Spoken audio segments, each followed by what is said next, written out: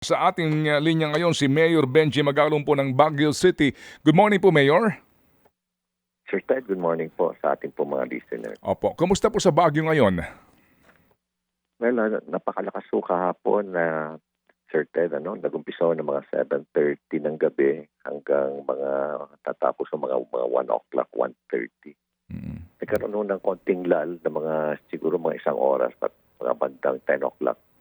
Pero bigla na naman ho lumakas kaagad. Around 53 families ho yung evacuate ho namin. Around, represents about 245 individuals. May mga soil erosion din po kami. May umakyat din po yung konting tubig sa ibang lugar. Pero more sa po ito, yung mga napasukan yung mga bahay. Pero nag-subside din naman ho kaagad. Opo. Mayor, meron ho bang kuryente ngayon dyan? Meron ho. Nakakatuwa nga ho dahil hindi ho kami nawalan ng kuryente. Meron hong disruption ho, power disruption ho kagabi. Siguro ho mga ibang lugar pero na-restore naman po kagad. But so far po, Mayor, wala ho kayong reports ng injuries o anuman?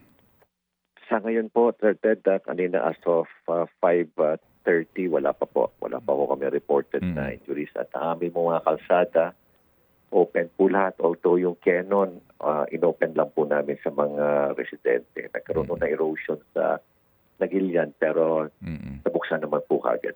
Opo. Yung Marcos Highway po, walang problema, Mayor? Wala naman po problema ngayon. Open po. Tuloy-tuloy nga ho ang biyahe ho doon ng mga ibang mga bus company. Okay. Sa ngayon po, ang negosyo, kumusta po? Ngayong bang araw, umagang ito, maaari magbukas ng lahat? Pwede na po ngayon. Halos wala na nga hong ulan ngayon na Ted. Nahinto ho yung ulan mga lang bandang mga alas 3.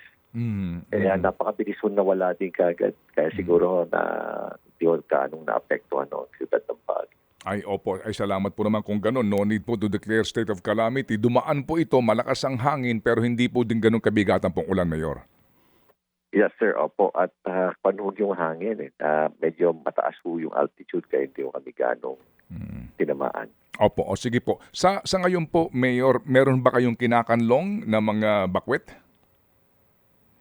Opo, meron po mga 53. 40 po yung nandun sa aming evacuation area. Tapos meron din po mga ibang families po na nasa barangay. Yung iba po nakitira na lang ho sa kanilang mga pamilya. Total 53 families na 245 individuals. Okay. Meron ho bang pasok ayon sa gobyerno, sa pribadong sektor at kamusta pong klase?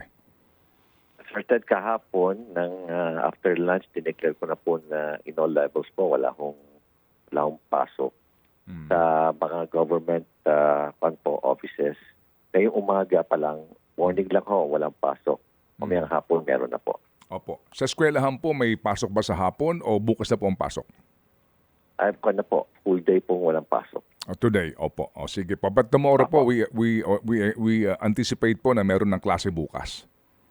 Yes, sir. Meron na po. Gaganda na po yung panahon according to weather forecast po. Okay. Opo. But so far, sir, wala po kayong mga landslide dyan sa inyong mga barabarangay po na matarik? Meron ho kaming isang soil erosion pero hindi naman ho major concern, Sir Ted.